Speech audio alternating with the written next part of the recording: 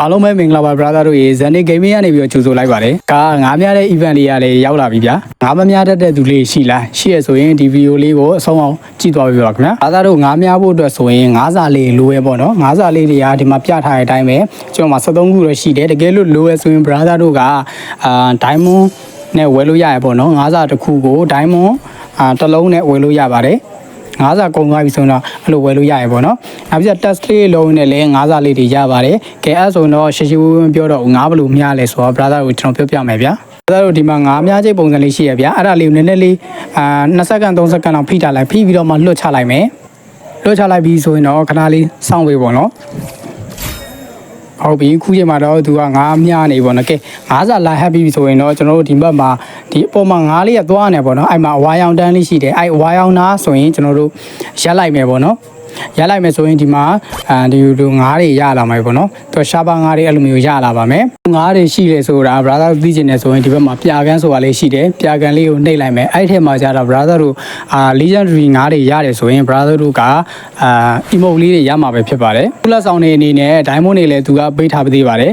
ကောင်းကောင်းတဲ့သူဆိုရင်တော့ diamond တွေလည်းရမယ်ပေါ့ဗျာရတဲ့အချိန်ရေအတွက်ပုံမူတည်ပြီးတော့ Uran All Star Event ကိုလှည့်လို့ရတဲ့ coin လေးတွေလည်းရရှိအောင်မှာပဲဖြစ်ပါတယ် brother တို့ငါးမိလာတဲ့မှာဆိုရင်လေဒီကိုဖုန်းစခရင်လေးကိုလက်လေးနဲ့ပုတ်ပေးပေါ့နော်အဲဆိုရင်တော့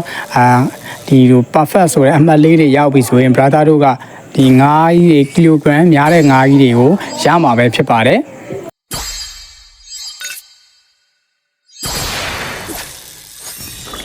brother တို့ကိုနောက်တစ်ခုပြောပြချင်တာကတော့ mobile legend နေပြီးတော့ diamond တွေထည့်တယ်ဆိုရင် diamond တွေပြန်ပြီးတော့ပေးနေတာပဲဖြစ်ပါတယ်ဘယ်လိုပေးတာလဲဆိုတော့ဒီမှာဆိုရင် diamond 5လုံးထည့်တယ်ဆိုရင် brother diamond 5လုံးရမယ်ပြောရရင်တော့ diamond 10လုံးရမှာပေါ့နော်ဒီမှာ diamond 20ထည့်တယ်ဆိုရင်တော့ mobile legend နေပြီးတော့15လုံးပေးမယ် diamond 50ထည့်တယ်ဆိုရင်တော့30ပေးမယ်အဲဆိုရင်တော့ brother တို့က diamond 50ဒီထည့်လိုက်မယ်ဆိုရင် diamond ဘယ်နှလုံးပြန်ရမှာလဲဆိုတော့ diamond 50ပြန်ရမှာပေါ့နော်ပြောရင်တော့စုစုပေါင်း diamond 50ထည့်တယ်ဆိုရင် diamond 100 diamond 100ပြန်ရမယ်ပေါ့နော်နောက်ပြီးတော့ဒီမှာဆိုရင်သူကဒီမှာ COA လေးလည်းပေးထားတယ်တကယ်တမ်းပြောရရင်ဗျာ brother ကြီး COA ဆိုတာကျွန်တော်ရင်မှာဗီဒီယိုတွေပြောခဲ့တဲ့အတိုင်းပဲ COA ဆိုတာက diamond နဲ့တန်မိုးတူတူပဲဆိုတော့အဲ့တော့ဒီမှာ diamond 250လောက်ထိရတော့ထည့်တင်တယ်အဲ့ဆိုရင်ခုမှ quality event ကလည်းရှိနေတာဆိုတော့လေ COA လိုတဲ့သူတွေအတွက်ဆိုရင်တော့ဒီ diamond 250လောက်ထိရတော့ထည့်ကိုထည့်တင်ပါတယ်အရန်လဲတန်တယ်ပေါ့နော်ဒီလို event diamond ဒီလို event မျိုးကရှားတယ်ပေါ့နော်တိတ်မလာဘူးပေါ့နော်တော်တော်ကြာမှပဲလာဖြစ်တာများတယ်ဒီမှာဆိုရင်ရက်ကလည်းအကန့်အသတ်ရှိတယ်တပတ်အတွင်းပဲဆိုတော့ brother တို့ဒီတပတ်အတွင်းမှာ diamond 250လောက်ထိထည့်ပေါ့မထည့်နိုင်ဘူးဆိုရင်လည်း brother တို့ diamond 50လောက်ထိထည့်လိုက်ဗျာအဲဆိုရင်တော့ diamond 50ထည့်တယ်ဆိုရင် brother တို့ diamond 50ပြန်ရမှာဖြစ်ပါတယ်အောက်က30ရယ်15ရယ်အပေါ်က9ရယ်ဆိုတော့diamond 50ပေါ့နော် diamond 50ထည့်ရင် diamond 50ပြန်ရတော့ဆိုတော့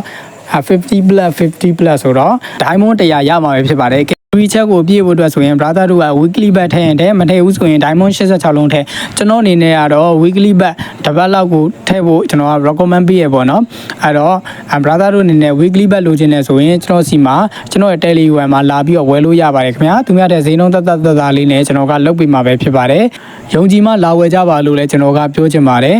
ကဲဗီဒီယိုလေးကတော့ဒီနေ့တော့ဒီလောက်ပါပဲကျွန်တော် channel လေးကိုလည်း like and subscribe လုပ်ပြီးတော့အားပေးခဲ့ကြပါအောင်ခင်ဗျာအားလုံးကိုကျေးဇူးအထူးတင်ရှိပါတယ်ခင်ဗျာဇန်နစ် gaming ပဲဖြစ်ပါတယ်